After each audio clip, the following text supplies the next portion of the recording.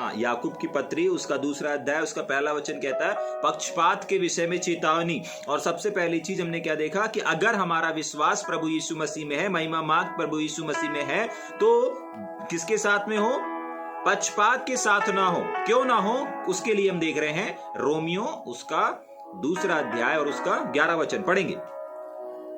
क्योंकि परमेश्वर क्यों पक्षपात के साथ नहीं होना चाहिए? क्योंकि बाइबल बताती है कि हमारे प्रभु यीशु मसीह जो था ना, वो क्या था? हाँ, किसी का पक्षपात नहीं करता, किसी का भी पक्षपात नहीं करता। और जब यीशु मसीह नहीं करता तो हम वही वाले विश्वास के साथ तो आगे आ रहे हैं, वही वाले विश्वास के साथ तो हम विश्वासी जीवन को जी रहे हैं, और वही वाले विश्वास के साथ तो हम अपने कदमों को बढ़ा रहे हैं। समझ पा रहे हैं? और वही विश्वास क्या बोलता है कि वो जो विश्वास था ना, जिस विश्वास को तुम विचार कर रहे हो, जिस विश्वास के अनुसार तुम काम कर रहे हो, सेवा कर रहे हो, जिस विश्वास के आधार पर तुम आगे बढ़ रहे हो, वो वाला जो विश्वास है ना, वो विश्वास किसी का क्या नहीं करता था? पक्षपात नहीं करता था। जागरे एक और वचन पढ़ेंगे जल्दी से। 1 तीमुथियुस 5:21। परमेश्वर और मसीह यीशु और चुने हुए स्वर्गदूतों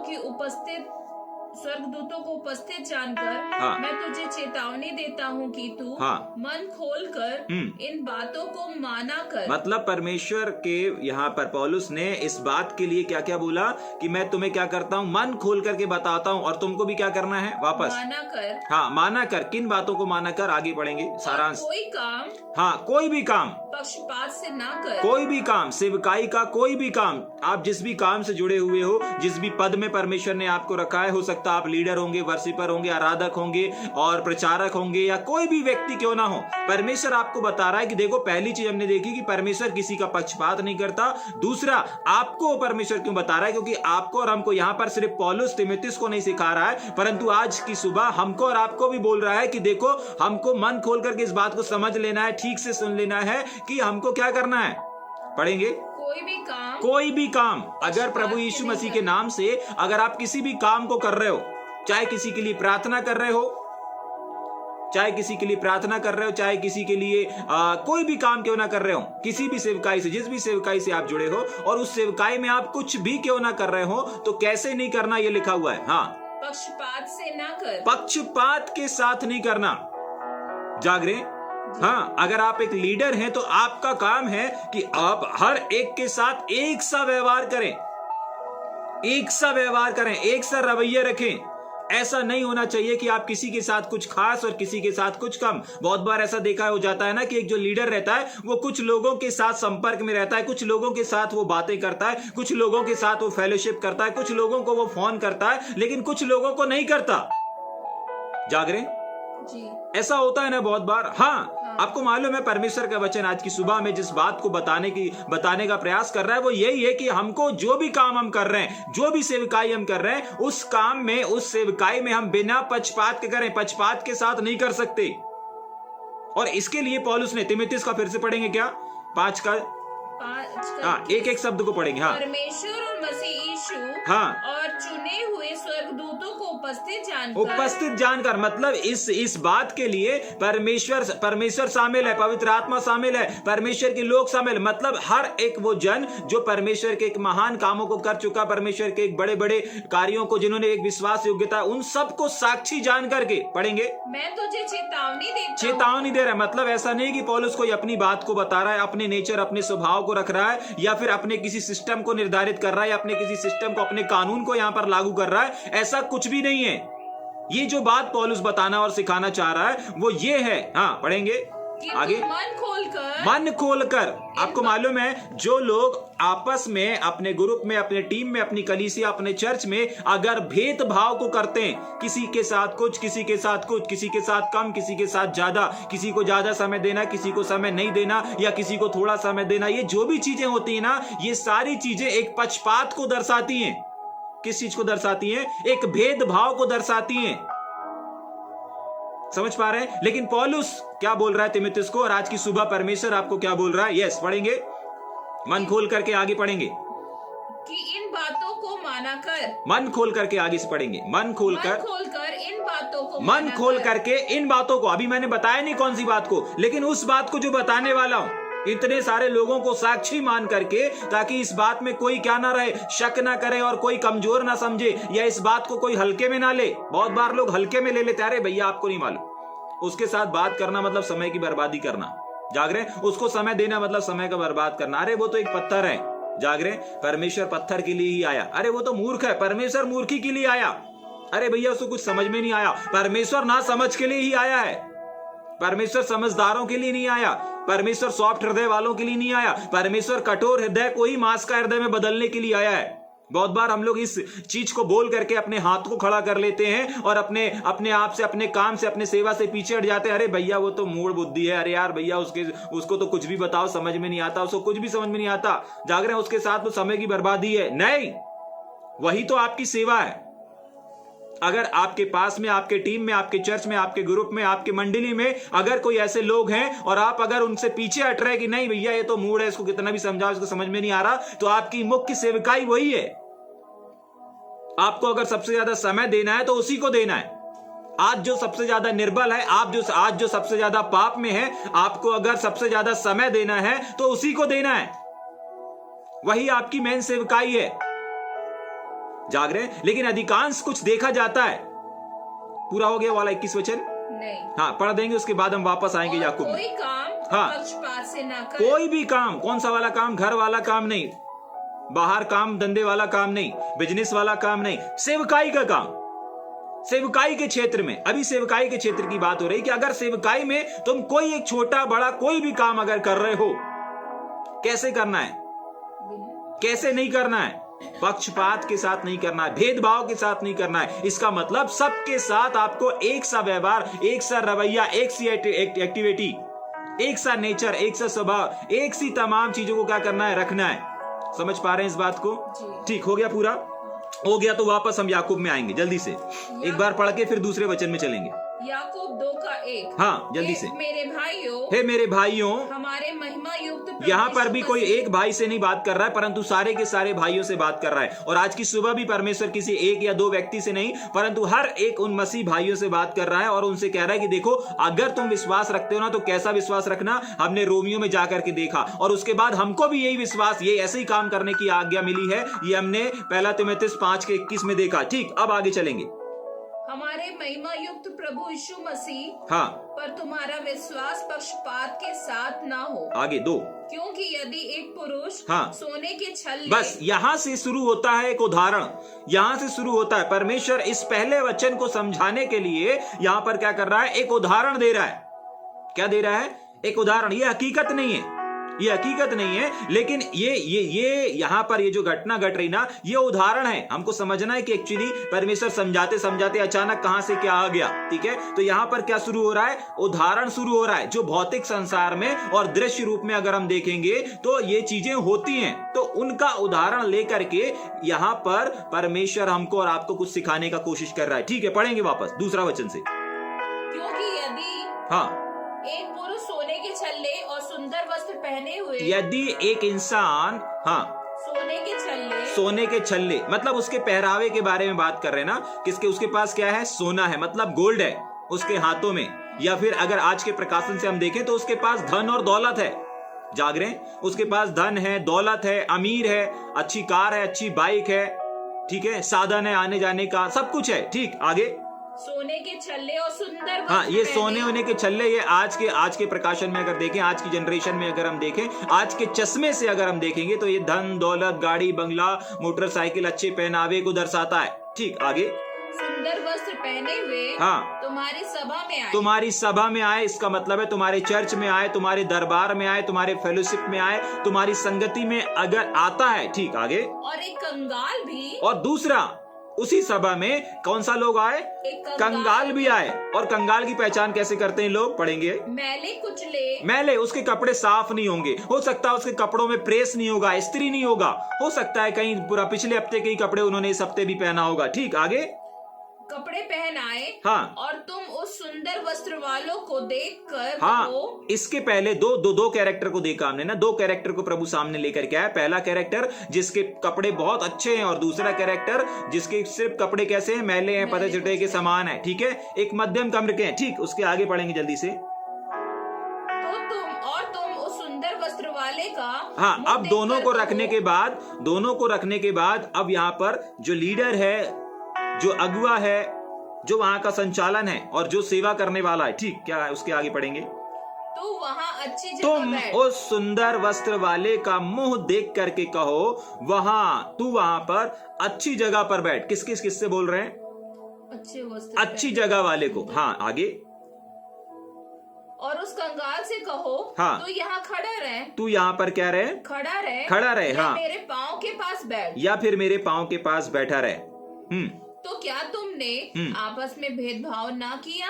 भेदभाव की परिभाषा को समझाने के लिए परमेश्वर यहाँ पर एक उदाहरण, एक एग्जाम्पल को दे रहा है कि देखो, बहुत बार हम लोग चेहरा देख करके, फेस देख करके लोगों को काम बांटते हैं, कैटेगरी देते हैं। होता है ना ऐसा? हाँ, बहुत बार सभा में ऐसा व्यवहार भी होता है। लोगों को अगर काम बांटना है, 10 लोगों को अगर काम बांट रहे हैं, तो काम बांटते समय हम लोगों की कैटेगरी को देखते हैं कि कौन सा व्यक्ति क्या कर सकता है। जाग रहे हैं? समझ में आ रहा है? ये नहीं देखेंगे कि कौन सा व्यक्ति कैसा है, परंतु क्या करते हैं, वहां पर भी भेदभाव हो रहा है। मतलब वहां पर भी परमेश्वर की उपस्थिति नहीं है, परमेश्वर की प्रेजेंस नहीं है। हर एक उस जगह पर, हर एक उस काम में जहां पर भेदभाव किया जा रहा है, पक्षपात किया जा रहा है, ध्यान से सुन लीजिएगा। जाग रहे हैं? वहां पर हो सकता है हजारों लोग होंगे, लाखों लोग होंगे, लेकिन एक व्यक्ति नहीं है जिसके लिए आप और हम इकट्ठा हुए हैं, और वो है जीवित परमेश्वर। उसने कहा जहां भेदभाव होगा वो मेरा वाला विश्वास नहीं है।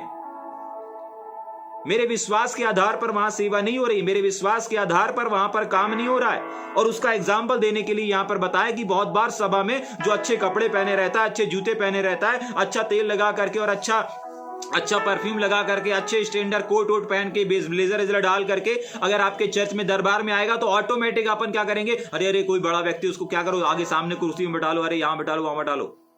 ऐसे ही अगर हमारे बीच में कोई जवान होगा, जागरे, अगर हमारे यूथ में अगर कोई जवान है, ध्यान से सुन लीजिएगा, अगर हमारे बीच में कोई जवान है, तो उस जवान की भी हम क्या करते हैं, कैटेगरी को देख करके उसको वर्क देते हैं, कैटेगरी को देख करके उसके साथ बर्ताव करते हैं, उससे बातचीत करते हैं। अगर कोई अच्छा पढ़ा लिखा व्यक्ति है तो उससे कभी नहीं बोलेंगे भाई तुम झाड़ू लगाओ। जागरे, समझ में आ रहा है? उससे कभी नहीं बोलेंगे कि भाई आज आपको लैट्रिन साफ करना है, आज आपको पूरे बाथरूम, जितने भी चर्च के बाथरूम है, जितने भी सेवकाई के छोटे काम है, उन सारे कामों को आपको करना है।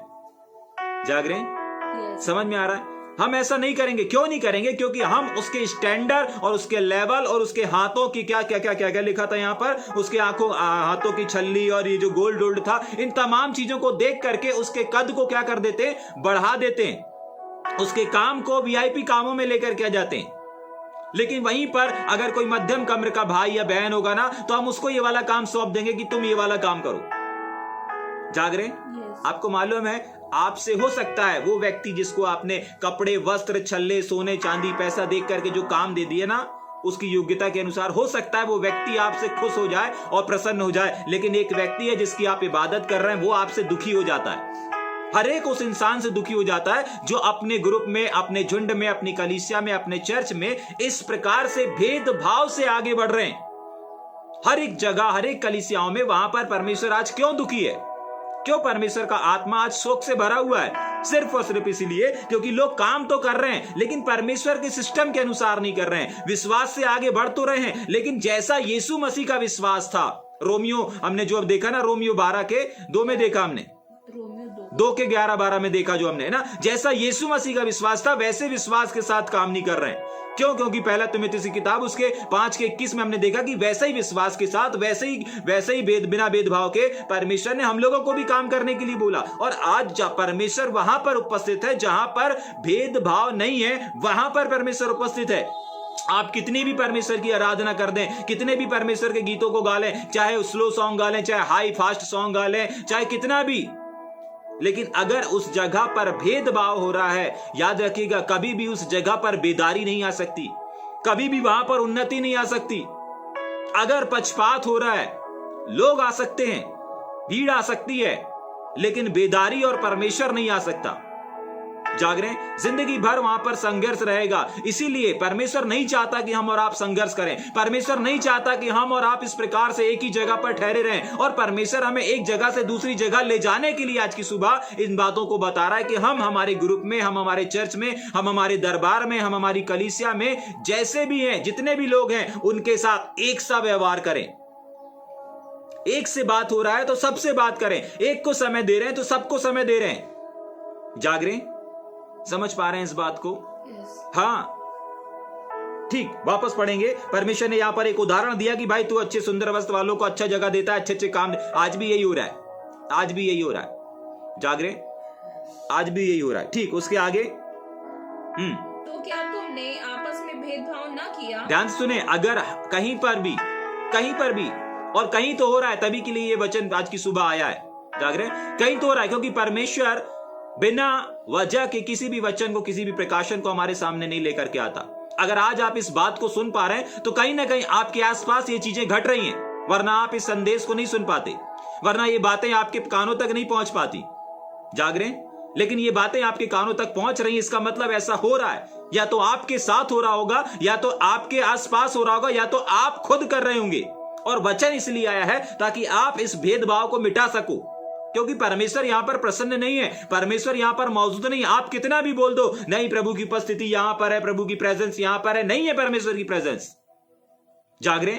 नहीं है परमेश्वर की प्रेजेंस। क्यों नहीं है? क्योंकि परमेश्वर बोल रहा है मेरा वाला विश्वास के साथ आगे बढ़ोगे, मैं हाजिर रहूंगा। तुमको एक गीत, 2 गीत, 4 गीत, 10 गीत गाने की जरूरत नहीं है। अगर विश्वास के साथ, मेरे वाले विश्वास के साथ आगे कदमों को बढ़ा रहे हो, सेवा को कर रहे हो, तो तुमको तो मुझे बुलाने की भी आवश्यकता नहीं है। तुम्हारी सभा में तुम एक लाइन गीत गाना शुरू करोगे, मिरेकल शुरू हो जाएंगे, छुटकारे शुरू हो जाएंगे। समझ पा रहे हैं इस बात को? तभी के लिए परमेश्वर चाहता है कि हम अपने, हमारे आपसी बीच में से क्या करें, इस भेदभाव को हटाएं। कौन गरीब है, कौन अमीर है, इन तमाम चीजों को हटा दें।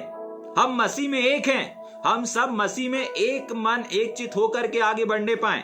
परमेश्वर नहीं देखना चाहता हमको ऐसे भेदभाव के साथ आगे बढ़ना, और इसलिए प्रभु आगे लेकर के भी नहीं जा रहा है। कारण ये कहीं ना कहीं हम भेदभाव कर रहे हैं। ठीक, आगे पढ़ेंगे उसके आगे जल्दी से।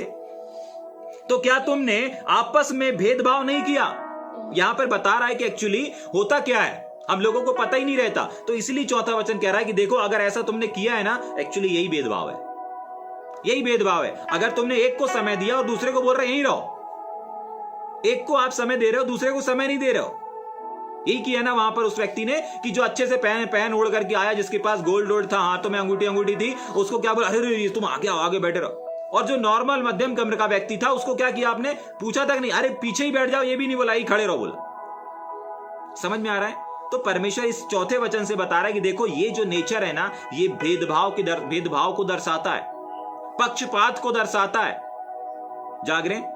कि आप काम तो कर रहे हैं, सेवा तो कर रहे हैं, मसीह के लिए कुछ कर तो रहे हैं, लेकिन भेदभाव के साथ कर रहे हैं, और तभी के लिए लोगों के जीवन में, लोगों के झुंड में आशीषें नहीं ठहर जाती। ठीक, उसके आगे पढ़ेंगे।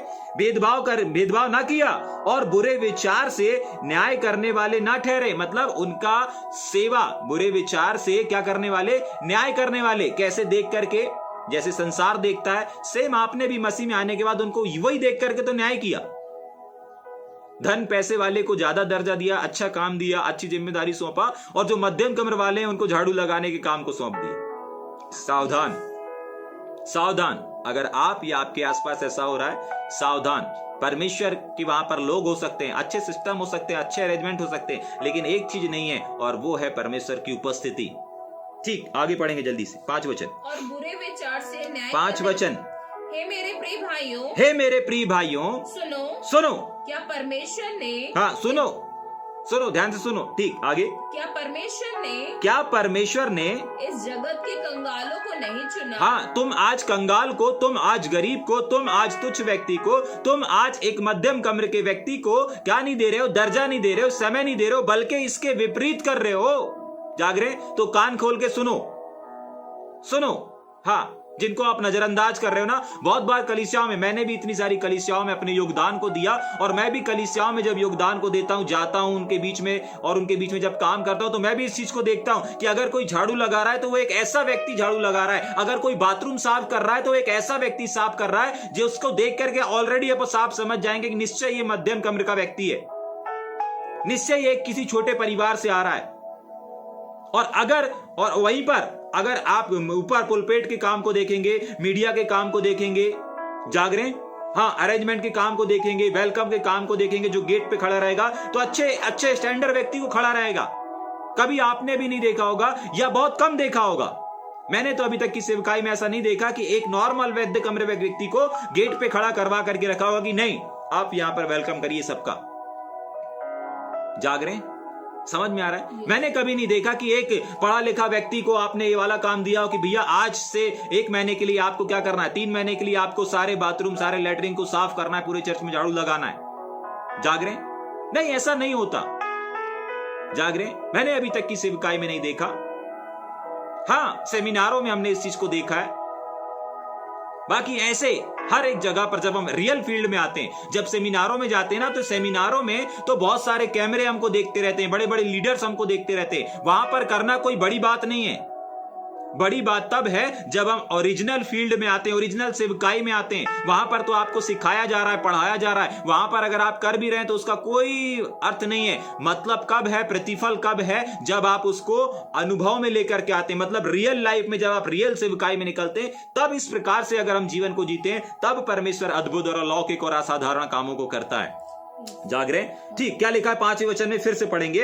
हे मेरे प्रिय भाइयों सुनो, क्या परमेश्वर ने इस जगत के कंगालों को नहीं चुना? जाग रहे? क्यों लिखा ये वचन को? ये तो मत्ती रचित समाचार में बहुत बार परमेश्वर सिखा चुका, लेकिन यहां पर क्यों सिखा रहा है? क्योंकि ऐसा ही एक गरीब, ऐसा ही एक मध्य कमरे का व्यक्ति तुम्हारे बीच में आया और तुमने उसके साथ व्यवहार जो है ना वो ठीक से नहीं किया। उसको उसके पहनावे के अनुसार उसको काम दिया, जिम्मेदारी दिया। जाग रहे? सावधान।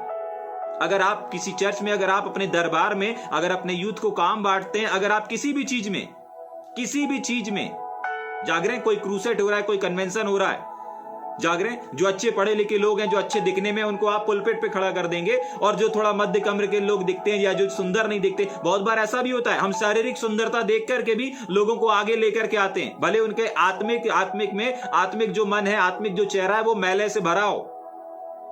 जाग रहे हैं? हाँ, सावधान। परमेश्वर ऐसी जगहों पर उपस्थित नहीं रहते। परमेश्वर डेंटिंग पेंटिंग कर करके, परमेश्वर के सामने आप डेंटिंग पेंटिंग करके परमेश्वर को ये नहीं बोल सकते नहीं प्रभु ये अच्छा है। नहीं, परमेश्वर डेंटिंग पेंटिंग को नहीं, लेकिन अंदर को जानता है, हृदय को जांचता है हमारा और आपका परमेश्वर। जाग रहे? आगे पढ़ेंगे जल्दी से। क्या परमेश्वर ने जगत के कंगालों को नहीं चुना कि विश्वास में धनी और उस राज्य के अधिकारी हों, जिसकी प्रतिज्ञा उसने उनसे की। बस ध्यान से सुने, ये कहाँ का सीन चल रहा है? 4 सुसमाचारों में हम इस चीज को जानते हैं कि परमेश्वर ने किसको चुन लिया? अज्ञानी को चुन लिया, मूर्ख को चुन लिया, ताकि धनवानों को क्या करें? लज्जित करें, उन लोगों के सिर को नीचे। मतलब परमेश्वर का सिलेक्शन कैसा होता है कि छोटे लोगों को आगे लेकर के आना। लेकिन यहां पर आज के जनरेशन में सिलेक्शन कैसा हो रहा है? बड़े लोगों को उनकी कैटेगरी, उनके पद और उनके स्टैंडर्ड को देख करके स्टैंडर्ड के कामों को देना। समझ पा रहे हैं? अगर आपने 4 सुसमाचार अध्ययन किया होगा तो आपको वहां पर पता चलेगा कि परमेश्वर ने इस जगत के मूर्खों को चुन लिया, नीचों को चुन लिया, अज्ञानी लोगों को चुन लिया, गरीबों को चुन लिया, तुच्छ लोगों को चुन लिया, ताकि ज्ञानवानों को लज्जित करे। मतलब परमेश्वर जब काम बांटता है, परमेश्वर जब काम के लिए नियुक्त करता है लोगों को, तो कैसे नियुक्त करता है? जो योग्य नहीं है परमेश्वर उसको योग्य बनाता है। जाग रहे? जो योग्य नहीं रहते परमेश्वर क्या करता है? उनको योग्य बनाता है। और तभी की तो परमेश्वर की महिमा है, तभी तो लोग परमेश्वर की बड़ाई करेंगे। अगर आपने लोगों की कैटेगरी के अनुसार उनको काम दे भी दिया तो क्या कोई आपकी बड़ाई करेगा? नहीं करेगा। लेकिन आपकी बड़ाई कब होगी? जब जो योग्य नहीं है उसको अगर आप कोई काम को देंगे, तब जाकर के क्या होगा? लोग आपकी बड़ाई करने पाएंगे। आप विश्वास करते हैं ना कि आप योग्य नहीं थे लेकिन आपको योग्य बनाया गया, है ना? अगर आप योग्य होते और परमेश्वर आपको कोई काम देता तो क्या कोई परमेश्वर की बड़ाई करता क्या? अगर आप ऑलरेडी किसी काम को करने के योग्य होते, एग्जाम्पल के लिए आप एक अच्छे आराधक हैं, ठीक है? आप एक अच्छे आराधक हैं, और अगर आपको कोई आराधना लीड करने के लिए दिया जाए, जाग रहे हैं, तो कोई यहां बड़ा काम हो रहा है क्या? नहीं, कोई बड़ा काम नहीं हो रहा है। कोई आपकी तारीफ करेगा क्या? नहीं करेगा। लेकिन अगर एक ऐसा व्यक्ति जो गाने का हृदय रखता है, गाने का दिल रखता है, और अगर आपने उसको गाने का अवसर दिया, तो आपको नहीं मालूम कि वो अपना जीवन का 100% वहां पर निछावर करेगा। क्यों? क्योंकि वो चाहेगा अपना 100% देना। क्यों? क्योंकि उसके अंदर इच्छा है, वो कैसा भी गाए वो अपना 100% देगा। और परमेश्वर को इससे मतलब नहीं कि आप कैसा गाते हैं, परमेश्वर को इससे मतलब है कि आप आत्मा और सच्चाई से गा रहे हैं अथवा नहीं गा रहे हैं। समझ पा रहे हैं? अगर एक योग्य व्यक्ति को योग्य वाला काम देंगे तो कोई बड़ी बात नहीं है। एक वचन को पढ़ेंगे क्या मेरे साथ में? कुलुसियों की पत्री उसका पहला अध्याय और उसके 12 वचन को मैं पढ़ रहा हूं ना। कुलुसियों की पत्री उसका पहला अध्याय और उसके 12 वचन में ऐसा लिखा है, और पिता का धन्यवाद करते रहो। क्यों करें भाई हम पिता का धन्यवाद? क्यों हम परमेश्वर का धन्यवाद करें? क्यों? उसके आगे लिखा है, जिस परमेश्वर ने, जिस पिता ने हमें इस योग्य बनाया, क्या किया? योग्य बनाया कि ज्योति में पवित्र लोगों के साथ मिरास में सहभागी हो। आपको मालूम है यहां पर क्या बताया जा रहा है कि एक व्यक्ति को परमेश्वर ने ज्योति बनाया, मिरास दिया और पवित्र लोगों के साथ में रखा। आपको मालूम है क्यों धन्यवाद निकल रहा है? क्योंकि उसको मालूम है कि वो ज्योति और पवित्र लोगों के साथ में खड़े उठने बैठने के योग्य नहीं था, लेकिन इस काम के लिए, इस कार्य के लिए परमेश्वर ने क्या किया? उनको योग्य बनाया। आप योग्य व्यक्ति को योग्यता, उसकी योग्यता के अनुसार काम दे रहे हैं, कोई बड़ी बात नहीं है, कोई बड़ी बात नहीं है, कभी कोई याद भी नहीं रखेगा। लेकिन यह चीज जो यहां पर लिखा है कि जो व्यक्ति योग्य नहीं है, देखें कि कौन व्यक्ति आपके चर्च में, आपके दरबार में, आपके बीच में, आपकी मंडली में कौन व्यक्ति है जो उस काम के योग्य नहीं है। आपको उसी को उस काम के लिए क्या करना है? नियुक्त करना है। समझ में आ रहा है? तब वो अपना बेस्ट दे पाएगा। क्यों? क्योंकि आपने उसको ऊपर विश्वास करके उसके विश्वास की योग्यता के अनुसार वो काम करेगा। जाग रहे हैं? क्या लिखा हुआ है? वापस पढ़ेंगे 12 वचन को। और पिता का धन्यवाद करते रहो। क्यों करते रहो? क्योंकि उस पिता ने ना हम मुझे योग्य बनाया, हमको और आपको योग्य बनाया। हम योग्य थे ही नहीं, हम थे ही नहीं, हमारी योग्यता थी ही नहीं किसी काम को करने की। आज जिसकी आवाज को आप सुन रहे हो, जिसके द्वारा आज आप इन प्रकाशनों को सुन पा रहे हो, उसकी योग्यता नहीं थी कि वो किसी को बता पाए, किसी को सिखा पाए, लेकिन वो निरंतर परमेश्वर का धन्यवाद करता है। क्यों? अगर आप हमारी एजुकेशन की बात करेंगे तो हमारी कोई योग्यता नहीं थी। जाग रहे हैं? ना कोई पढ़ाई। जब हमने स्कूल छोड़ा था तो हमसे हिंदी में अपना नाम लिखते नहीं बनता था, ना ही इंग्लिश में अपने नाम को लिखते बनता था। ढूंढते थे कहां अभिषेक लिखा हुआ मिल जाए तो हम उसको देख करके कहीं पर नाम लिख सकें। स्कूल छोड़ने के बाद ये कंडीशन थी। जाग रहे?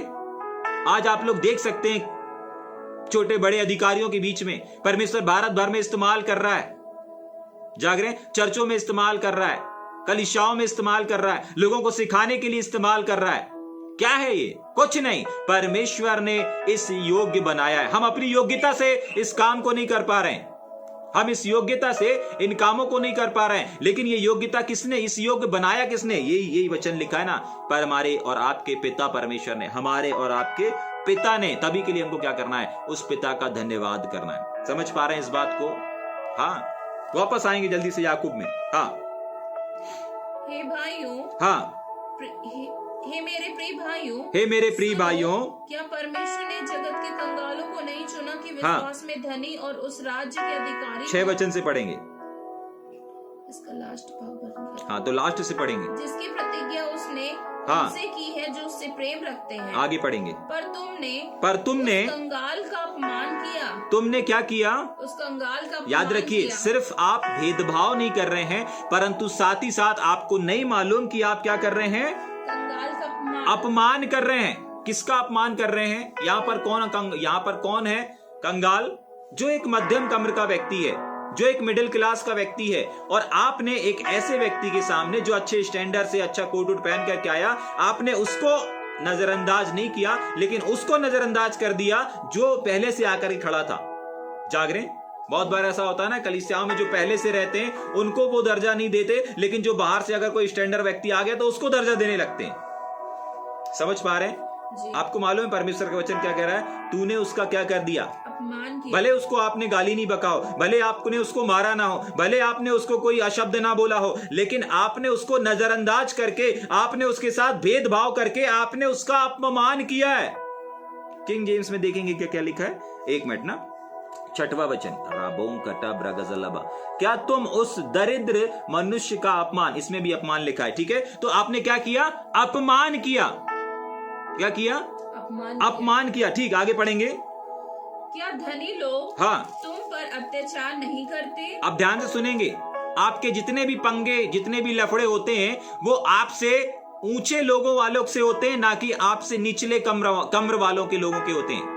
मतलब अगर आप देखेंगे कि आपका अगर किसी से कभी कोई लफड़ा होता है या कभी कोई झगड़ा होता है, चलो आपका नहीं होता, लेकिन आप अगर संसार में दृष्टि करके देखेंगे तो कब एक साइकिल वाला कार वाले को दम देता है या कार वाला साइकिल वाले को दम देता है? समझ पा रहे हैं? हमारे जबलपुरिया भाषा में क्या बोलते हैं? एक कार वाला साइकिल वाले को दम देता है या बाइक वाले को दम देता है, या फिर एक साइकिल वाला बाइक वाले को दम देगा। जाग रहे हैं? देखिए, अगर दो व्यक्ति जा रहे हैं, एक साइकिल में जा रहा है, एक बाइक में जा रहा है, तो यहां पर साइकिल वाला बाइक वाले को दम नहीं दे सकता, लेकिन बाइक वाला साइकिल वाले को दम देगा। लेकिन वहीं बाइक और कार वाले जा रहे हैं और इन दोनों में से कुछ ऐसा घटना होती है, तो यहां पर कौन किसको चमकाएगा? यहां पर बाइक वाला शांत रहेगा, लेकिन कार वाला उतर के चार बातें सुनाएगा और हो सकता है एक आध थप्पड़ भी जड़ दे। समझ पा रहे हैं? ऐसा होता है कि नहीं? छोटा साइकिल वाला उठे और सबको पहनाने लगे, ऐसा होगा क्या? नहीं होगा। ऐसा सीन अगर होगा भी तो शायद ही हजारों में और लाखों में एक आध कोई ऐसा केस देखे होंगे, लेकिन मैं समझता हूं कि शायद ही ऐसा कोई साइकिल वाला इतनी दम को रखता होगा जो एक कार वाले को और एक बाइक वाले को उतर करके क्या करे, चार भाषण सुनाए, चार बातें बोले। वो नहीं करेगा। क्यों नहीं करेगा? जाग रहे? और एक कार वाला क्यों करेगा? सोच करके देखें। आज अगर आपके लफड़े दफड़े हो रहे हैं, अगर आज आपको किसी ने परेशान किया है, तो वो किन लोगों ने परेशान किया है? अगर आपके ऊपर किसी ने आरोप लगाया है तो किसने आरोप लगाया है? जो आपसे उच्च दर्जे के हैं, आपसे उच्च कैटेगरी के हैं, उसी ने आपके ऊपर क्या किया है? आरोप को लगाया है। समझ पा रहे हैं? वापस पढ़ेंगे उस 6वें वचन को। अपमान किया के आगे पढ़ेंगे। क्या धनी लोग ही तुम पर अत्याचार नहीं करते? जाग रहे? हाँ, हमसे बराबरी वाले, हमसे ऊंचे वाले, यही लोग तो आपस में लड़ते हैं ना। कोई निचले स्तर का व्यक्ति आपसे लड़ने की कोशिश करेगा क्या? नहीं करेगा। जाग रहे? और जो नहीं करता, जो आपसे नहीं लड़ता, हम उसको नजरअंदाज कर देते हैं। लेकिन जो लोग हमसे लड़ सकते हैं, जो लोग बड़े लोग हमसे लड़ सकते हैं, जो लोग हमारे विरोध में खड़े हो सकते हैं, हम उनको ज्यादा आदर सम्मान देते हैं। समझ पा रहे हैं इस बात को? ठीक, वापस पढ़ के आगे चलेंगे ना। हाँ, क्या धनी लोग तुम पर अत्याचार नहीं करते, और क्या वे ही तुम्हें, वे ही याद रखिएगा, इस ही को ध्यान से सुनिएगा, वे ही लोग मतलब अधिकांश। अपन तो 1% सोच रहे थे कि कोई साइकिल वाला कोई बड़े व्यक्ति को दम देता होगा, लेकिन यहां पर लिखा है नहीं, आपको टक्कर देगा वही व्यक्ति, आपको चैलेंज करेगा वही व्यक्ति जो आपसे क्या होगा, आपके बराबरी के लेवल का होगा या फिर आपसे ज्यादा बढ़कर के होगा। वही आपको चैलेंज करेगा, वही आपको चुनौती देगा, वही आपको कचहरी में घसीटेगा, वही आपके ऊपर केस करेगा। आपसे निचले स्तर वाला व्यक्ति जो आपसे बहुत कम है, आप 1 लाख कमा रहे हो, वो 1000 रुपए महीना कमा रहा है, वो कभी आपके ऊपर विवाद नहीं करेगा, कभी आपके ऊपर केस नहीं करेगा। समझ पा रहे हैं इस बात को? ठीक, आगे। और क्या वे ही कचहरी में घसीट कर नहीं ले जाते? हाँ, वही लोग, आपसे बड़े लोग, यही लोग कचहरी में घसीट कर ले जाते हैं। ठीक है, उसके आगे। क्या वे उस उत्तम नाम की निंदा नहीं करते? हाँ, क्या ये सारे लोग उस उत्तम नाम की निंदा नहीं करते जिसके तुम कहलाते हो? आपको मालूम है, आपका भेदभाव करना परमेश्वर के नाम की निंदा, महिमा तो छोड़ दीजिए कि परमेश्वर की महिमा आ रही है, परमेश्वर की ग्लोरी आ रही है, परमेश्वर की उपस्थिति आ रही है। अगर एक व्यक्ति भेदभाव करता है ना, तो वो क्या लिखा है यहाँ पर? क्या तुम नहीं जानते कि ऐसा करने से क्या होता है? परमेश्वर के नाम की, जिसके तुम कहलाते हो, क्या कर रहे हो? निंदा कर रहे हो। वापस पढ़ेंगे उस निंदा वाले शब्द को। हाँ, क्या वे उस उत्तम नाम की निंदा नहीं करते? जो भेदभाव करते हैं ना, जो पक्षपात करते हैं ना, ध्यान से सुन लीजिए। चाहे आप किसी भी क्षेत्र में, बहुत बार लोग काम के क्षेत्र में, जहां पर आप काम करते हैं, बिजनेस करते हैं, फैक्ट्री चलाते हैं ना, बहुत बार वहां पर जो मैनेजर रहेंगे उनका अलग खाने का सिस्टम बना करके रखेंगे, और जो वर्कर लोग हैं उनको अलग बना करके रखेंगे। नहीं, ऐसा नहीं होना चाहिए। ये भी भेदभाव है। वो भी आपकी फैक्ट्री में काम कर रहे हैं, बिल बनाने वाले भी आपकी फैक्ट्री में काम कर रहे हैं। जाग रहे? हाँ, लेकिन बहुत बार क्या करते हैं बॉस लोग, सेठ लोग क्या करते हैं, जो बिल बनाने वाले हैं, शोरूम वाले हैं, वो लोग तुम शोरूम के अंदर खाना खाओ, और जो अच्छे एसी में खाना खाओ। लेकिन जो नीचे गोदाम में काम करने वाले हैं, वो कहां पर खाना खाते हैं? वहीं गोदाम में कहीं पे भी बैठ के खा लेंगे। ये सिस्टम नहीं होना चाहिए। ये भी भेदभाव है भाई। नीचे गोदाम में काम करने वाला भी अगर काम नहीं करेगा तो आपका काम नहीं बनेगा। वो भी आपका वर्कर है। ऊपर शोरूम में काम करने वाले, ऊपर कंप्यूटर में बैठ के बिल बनाने वाले, वो भी आपके वर्कर ही हैं। लेकिन दोनों वर्कर के काम अलग है, लेकिन दोनों वर्कर में कोई भेदभाव नहीं होना चाहिए। अगर आप उनको आदर और सम्मान दे रहे हो तो आपको सामने वाले को भी आदर सम्मान देना है। अगर लंच में उनका आदर हो रहा है, उनको ठंडा पानी मिल रहा है, तो नीचे गोदाम में काम करने वाले को भी ठंडा पानी मिलना चाहिए। जाग रहे? लेकिन जो ऐसा नहीं करते वो क्या करते हैं? पूरे के पूरे उस नाम की क्या करते हैं? पढ़ेंगे, निंदा करते हैं। वो इस गलत फहमी में है कि परमेश्वर हमसे खुश है। संसार में देखें तो सेठ हमसे खुश है, नहीं। और हो सकता है लोग आपसे खुश भी हो जाएं, लोग आपकी तारीफ भी करें, भैया बहुत अच्छे से मैनेजमेंट किया, लेकिन परमेश्वर कभी नहीं बोलेगा कि अच्छा मैनेजमेंट किया। क्यों? क्योंकि परमेश्वर देखेगा, अरे तुमने तो पक्षपात कर दिया। परमेश्वर की उपस्थिति तो छोड़ो, तुमने तो मेरे नाम का अपमान कर दिया है। निंदा हो गई है मेरे नाम की, अपमान हो रहा है, मेरे नाम के ऊपर उंगली उठाई जा रही है। समझ पा रहे हैं? किस वजह से? एक छोटा सा काम जिसको लोग नजरअंदाज कर देते हैं। पीचिंग के ऊपर इतना ध्यान देंगे, प्रचार के ऊपर इतना ध्यान देंगे, टीचिंग के ऊपर इतना ध्यान देंगे, लेकिन जो परमेश्वर के सिस्टम है उस सिस्टम की ओर ध्यान नहीं देंगे। और उस सिस्टम का नाम है पक्षपात या भेदभाव। जो आपको ठीक लगे आप उस शब्द का इस्तेमाल कर सकते हैं। क्या लिखा हुआ है? क्या वे उत्तम उस नाम की निंदा नहीं करते जिसके तुम क्या कहते हो? कहलाते हो। आप किसके कहलाते हैं? कौन है वो उत्तम नाम? जागरे? प्रभु यीशु मसीह, पिता परमेश्वर, पवित्र आत्मा। आप इन तीनों की निंदा कर रहे हैं। आप बोल रहे हैं भैया हम सेवा कर रहे हैं। नहीं, आप सेवा नहीं कर रहे। अगर आप पक्षपात के साथ सेवा कर रहे हैं, अगर आप भेदभाव के साथ आगे बढ़ रहे हैं, तो आपको नहीं मालूम परमेश्वर का वचन कहता है कि आप परमेश्वर की, पिता की, पुत्र की, पवित्र आत्मा की निंदा कर रहे हो। आपने सिर्फ उस व्यक्ति की निंदा नहीं करी, आपने सिर्फ उस व्यक्ति को तुच्छ नहीं जाना, आपने सिर्फ उस व्यक्ति के साथ भेदभाव नहीं किया, परंतु आपने जीवित परमेश्वर के नाम की निंदा की है। समझ पा रहे हैं? इसलिए सावधान। परमेश्वर का वचन यहां पर मैंने पहले ही बोला था कि यहां का टॉपिक क्या लिखा हुआ है? पक्षपात के विषय में चेतावनी। तो आपको कोई ब्लेसिंग वाली चीजें परमेश्वर यहां पर नहीं बता रहा है, बट जस्ट चेतावनी दे रहा है। ये टॉपिक ही चेतावनी का आया है। जागरे? तो इसके अंदर जो भी मिलेगा हमको चेतावनी मिलेगा, निवेदन नहीं मिलेगा कि मैं तुमसे निवेदन करता हूं ऐसा करो वैसा करो। नहीं, चेतावनी है। बताने के बाद परमेश्वर फ्री। आप मानो अथवा ना मानो।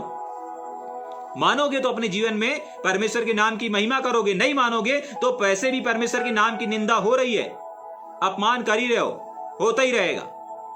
समझ पा रहे हैं इस बात को? आगे चलेंगे कि जल्दी से? यस। तो भी यदि हाँ तुम पवित्र शास्त्र के इस वचन के अनुसार, पवित्र शास्त्र के इस वचन के अनुसार, तो भी ध्यान से सुनिए, हाँ, तो भी यदि तुम पवित्र शास्त्र के वचन के अनुसार, पवित्र शास्त्र के इस वचन, कौन सा वचन? तो इस पे जोर देना, रुक जाएंगे और इस पर जोर डालेंगे। जैसे हमने पहला तिमुथियुस 5:21 में वहां पर जोर दिया गया था ना, उसने कितना माहौल बनाया कि देखो मैं पवित्र आत्मा को, परमेश्वर को, इन सबको साक्षी मान करके इस बात पर जो अभी कहने वाला हूं, वहां पर उसने जोर दिया था पौलुस ने। यहां पर भी परमेश्वर जोर दे रहा है इस बात पर, इस सब्जेक्ट पर, इस विषय पर। क्या लिखा हुआ है? वापस पढ़ेंगे इसको। तो भी तुम पवित्र शास्त्र के इस वचन, इस सब्जेक्ट के प्रति, इस विषय के प्रति, क्या लिखा है? इस वचन के अनुसार कि तू अपने पड़ोसी से अपने समान प्रेम रख, सचमुच उस राज्य व्यवस्था को पूरी करते हो तो अच्छा करते हो। जाग रहे? किसके साथ? अपने पड़ोसी के साथ। कौन है आपका पड़ोसी? हम सब इन बातों को जानते हैं। पर यदि तुम पक्षपात करते हो, मतलब आप पूरी की पूरी व्यवस्था को फॉलो करो, अपने पड़ोसी से प्रेम करो और अपनी तमाम चीजों को, और भी बाकी जितनी भी आज्ञाएं हैं, ध्यान से सुनिएगा, बाकी जितनी भी अगर आज्ञाएं हैं, पूरी व्यवस्था भी नाम दे दिया गया है, ठीक है? इसलिए अंडरलाइन कर लेना है 60वें वचन को। तो भी तुम पवित्र शास्त्र के इस वचन के अनुसार कि तू अपने पड़ोसी से अपने समान प्रेम रखना। बाइबल बताती है ना कि पूरी की पूरी व्यवस्था इन दो बातों पर क्या आ जाती है? ठहर जाती है। तो बहुत बार हम लोग अपने पड़ोसी से अच्छा रिश्ता रख लेते हैं और सोचते हैं कि हमने व्यवस्था को क्या कर लिया? पूरा कर लिया। लेकिन ये वचन हमको चेतावनी देता है कि अगर आप इस वचन के अनुसार कर भी रहे हो, अगर आप अपने पड़ोसी से अच्छा रिश्ता रख लिए, ठीक है, लेकिन उसके आगे पढ़ेंगे, सचमुच नहीं तो अपने पड़ोसी से अपने समान प्रेम रख, वो तो हमने देख लिया। पर यदि तुम पक्षपात करते हो, मतलब आप पूरे के पूरे वचन को मानो, पूरे के पूरी शिक्षाएं अपने वचन के अनुसार दो, आपकी टीचिंग परमेश्वर के वचन के अनुसार है, आपका आराधना करना परमेश्वर के वचन के अनुसार है, आपका महिला मंडली लेना परमेश्वर के वचन के अनुसार है। हर एक एक स्टेप आप परमेश्वर के वचन और व्यवस्था के अनुसार कर रहे हो, लेकिन एक ऐसा सिस्टम, एक ऐसा कदम जो कि पक्षपात को दर्शाता है। यही लिखा है, तुम पूरी की पूरी व्यवस्था को पूरा कर दिए, लेकिन एक चीज, 9वां वचन, पर यदि तुम पक्षपात करते हो तो पाप करते हो। सावधान। आपके सारे के सारे कार्य, आपके सारे के सारे परिश्रम जरा सोच करके देखें। अगर इस एक सब्जेक्ट के ऊपर अगर आपने काम नहीं किया, ध्यान नहीं दिया, वो सारे के सारे चीजें, जैसे कल हमने देखा था कि अगर हम अपने आप को भक्त समझ रहे हैं, समझना चाहिए, अपने आप के ऊपर घमंड करना चाहिए, बिल्कुल करो कि हम परमेश्वर के बेटे हैं, हम परमेश्वर की बेटियां हैं, करो घमंड, बोलो कि हाँ हम सब कुछ है, परमेश्वर के बेटे हैं, हम राजपदारियों का समाज है, मैं एक आत्मा हूं, सब कुछ बोलो अपने बारे में, लेकिन जबान पर लगाम नहीं लगाते हो तो सारा का सारा सेवकाई बेकार हो जाता है। ये एक अहम मुद्दा था जो कल हमने सीखा था। ठीक वैसे ही आज का जो एक विषय चल रहा है, पक्षपात और भेदभाव, अगर हमने इस पे काम नहीं किया ना, पूरी व्यवस्था को पूरा कर दो आप, लेकिन अगर कहीं पर भी आपने किसी भी भाई के साथ, किसी भी बहन के साथ, अपने चर्च में, अपनी कलीसिया में, अपने दरबार में, अपनी मंडली में, अपने ग्रुप में, मैं एक भाई को जानता हूं जो एक सेवकाई को लीड करते हैं, और उस सेवकाई में अभी से नहीं, शुरू से वो उस भाई की आदत है कि जिसको वचन नहीं भी आता वो उसको भी आराधना देंगे, उसको भी प्रचार देंगे, हर एक को खड़ा करेंगे। जाग रहे? वो कभी नहीं देखेंगे कि इससे प्रचार करते आता है अथवा नहीं आता है, उसके पास प्रकाशन है अथवा नहीं है, वो कभी नहीं देखेंगे। जाग रहे? वो हमेशा अवसर देते रहते। क्यों? क्योंकि वो जानते कि अगर वो नहीं चाहते कि वो जाने अनजाने कभी भी किसी भी भाई या किसी भी बहन के साथ क्या करें, पक्षपात करें। वो ऐसा नहीं करना चाहते कि नहीं, वो एक को समय दे रहे हैं, एक से बात कर रहे हैं, एक को प्रचार का अवसर दे रहे हैं, दूसरे को प्रचार का अवसर नहीं दे रहे हैं, एक को आराधना का अवसर दे रहे हैं, एक को आगे ला रहे हैं, दूसरे को आगे नहीं रहे। वो कभी भी इस तरीके का जीवन को नहीं जीते। जाग रहे? बहुत सारे लोग उनका विरोध भी करते हैं। अरे भैया आप कहां उसको खड़ा कर देते हो, अरे भैया आप कहां उसको सामने लेकर के आते हो। जाग रहे? वो नहीं कुछ बोलते। जाग रहे?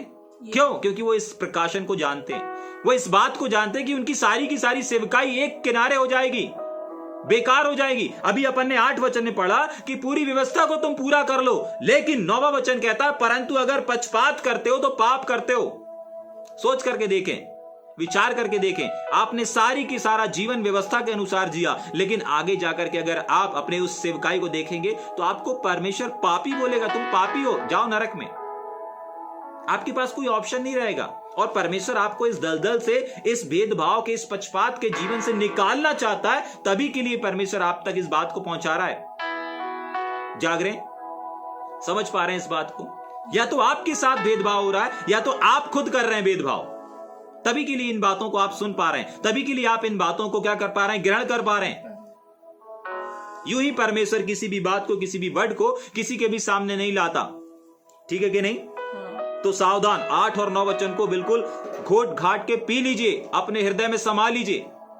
ठीक, आगे पढ़ेंगे 9वां, फिर उसके आगे चलेंगे। और व्यवस्था तुम्हें अपराधी ठहराती पर यदि तुम पक्षपात करते हो तो याद रखिए, ऊपर 8 वचन में लिखा है पूरे प्रेम करने वाली सारी व्यवस्था परमेश्वर के, यहां वहां जाना, वहां जाना, इसको ये देना, उसको जितना भी सेवा किए ना, वो सारी सेवा बेकार हो जाएगी अगर हम पक्षपात करेंगे तो। ठीक है, उसके आगे लिखा है और व्यवस्था तुम्हें अपराधी ठहराती है। आपको मालूम है व्यवस्था का मतलब क्या होता है? व्यवस्था का एक नाम होता है और उस नाम में एक नाम शामिल है, वचन। व्यवस्था वचन को बोला गया है। इसका मतलब परमेश्वर का वचन तुम्हें क्या ठहराएगा? अपराधी ठहराएगा। कौन सा वचन अपराधी ठहराएगा? यही वाला वचन अपराधी ठहराएगा। यही वाले वो वचन अपराधी ठहराएंगे जो हमने पहला तिमुथियुस 5:21 में देखा, रोमियो की किताब उसके 2 के दूसरे अध्याय में देखा, और अभी हम याकूब की पत्री और उसके दूसरे अध्याय में देख रहे हैं। यही वचन आने वाले दिनों में आपको अपराधी ठहराएंगे। पुरानी व्यवस्था नहीं है कि यहां पर लिखा है कि पुरानी व्यवस्था अपराधी ठहराएगी, नहीं, ऐसा नहीं है। जाग रहे? कौन अपराधी ठहराएगा? कौन ठहराएगा? परमेश्वर का यही वचन, जो वचन आपके सामने आ रहे हैं ना, यही वचन चिल्ला चिल्ला करके गवाही देंगे कि नहीं आपने ऐसा किया है, नहीं आप अपराधी हो, नहीं आप पापी हो, ये गवाही देंगे। सोच करके देखें, जिंदगी आपने गुजार दी सेवा करने के लिए, आपको लग रहा मैं परमेश्वर की सेवा कर रहा हूं, लेकिन परमेश्वर के चश्मे से देखेंगे आप पाप कर रहे हो। हाँ, पूरी व्यवस्था को पूरा करने के बाद भी प्रभु बोलेगा नहीं, तुम पापी हो।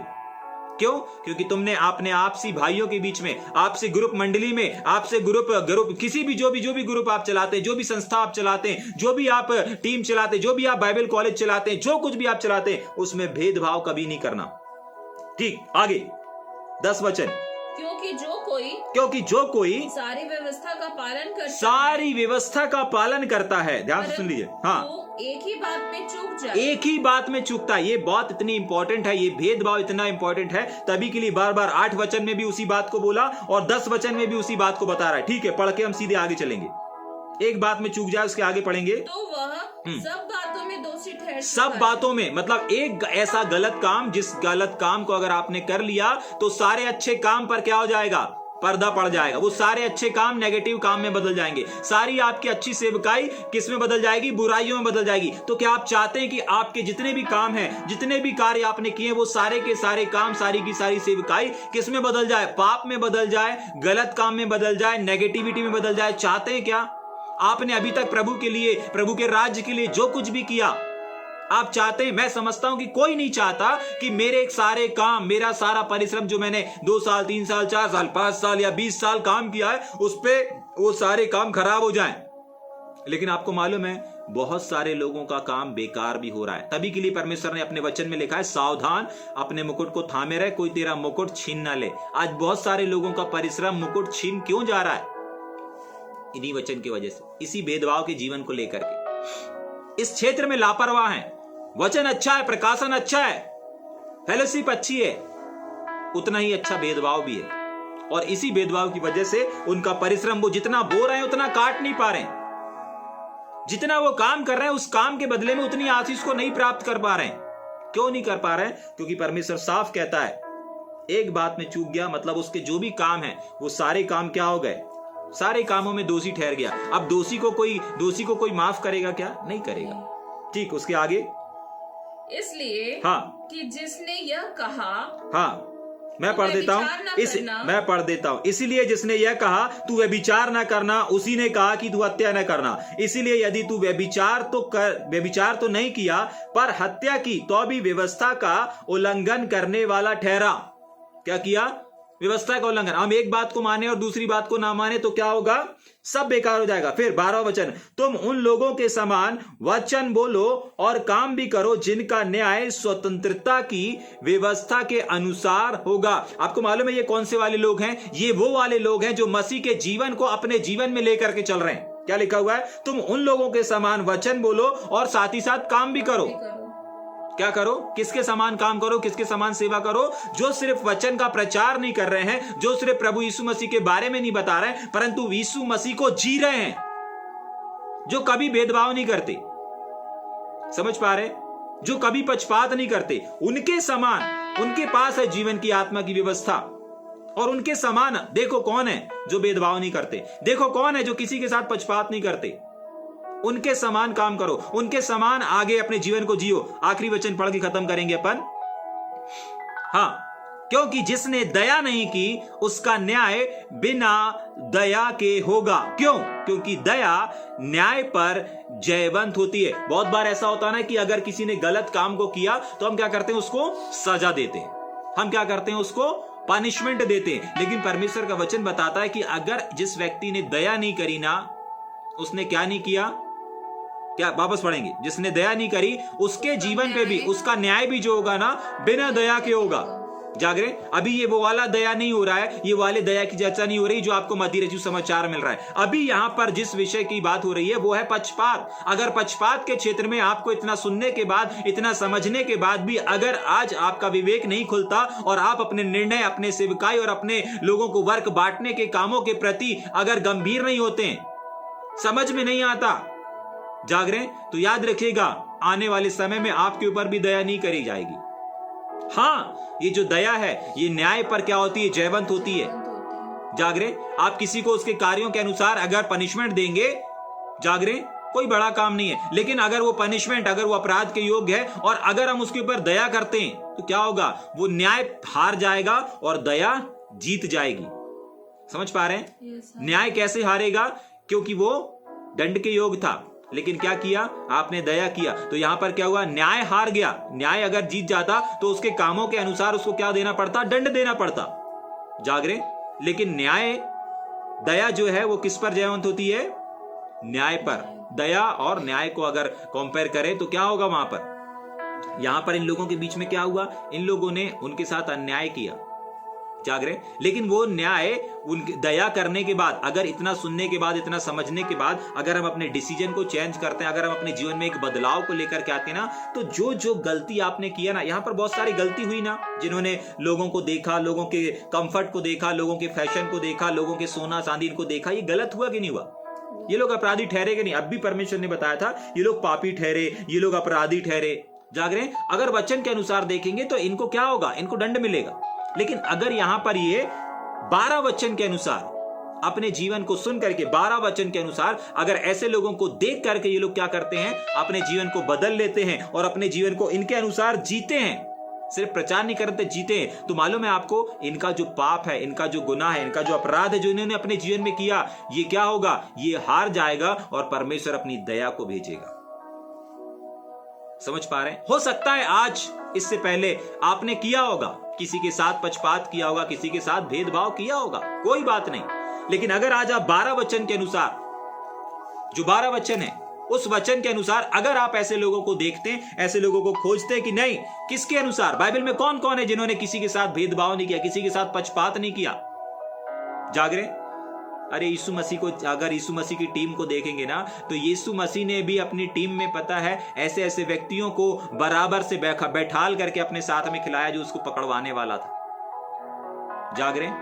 हाँ, यीशु मसीह ने जब पक्षपात नहीं किया, आप और हम कौन होते हैं भेदभाव करने वाले, पक्षपात करने वाले? सावधान। आपके ऊपर जो दंड आया है ना, वो दंड दया के कारण क्या होगा? न्याय को हरा सकता है। लेकिन उसके लिए आपको 12 वचन को पूरा करना पड़ेगा। अगर आप 12 वचन को पार करके सीधे 13 वचन में जाना चाहते हैं कि नहीं, जाग रहे, हमने जो किया हम उसको सुधारेंगे नहीं, तो याद रखिएगा, न्याय जीत जाएगा, दया हार जाएगी। परमेश्वर की योजना है आपके ऊपर दया करने की। जो आपसे गलती हुआ, आपने किसी के साथ भेदभाव किया, पक्षपात किया, ठीक है, कोई बात नहीं, लेकिन 12 वचन के अनुसार अगर आप उनके समान बोलो और उनके समान काम करो, तो परमेश्वर आपके जीवन में क्या करने के लिए तैयार है? परमेश्वर आपके जीवन में दया को दिखाने तैयार है। परमेश्वर की योजना है ही नहीं कि आप नाश हो जाओ, परमेश्वर की योजना है ही नहीं कि आप बर्बाद हो जाओ, परमेश्वर की योजना है ही नहीं कि वो आपको दंड दे। परमेश्वर की योजना तो ये है कि वो आपको, आपके गुनाह को, आपके इस पक्षपात को क्या करे? क्षमा करे। लेकिन वो क्षमा कब मिलेगी? वो क्षमा कब मिलेगी? उस क्षमा को आप कब प्राप्त करेंगे? जब आप 12 वचन के अनुसार निर्णय लेंगे कि नहीं, आज के बाद मैं अपने जीवन को कैसे जीऊंगा, जो जो गलती मैंने की है, जो जो भेदभाव, जो जो पक्षपात मैंने किया है, उन सबको मैं क्या करूंगा? सुधारूंगा। और अब किसके अनुसार काम करूंगा? जो ऐसे लोग हैं, इनके अनुसार काम करूंगा। आइए थोड़ी देर हम अपनी आंखों को बंद करेंगे, हम प्रार्थना करेंगे।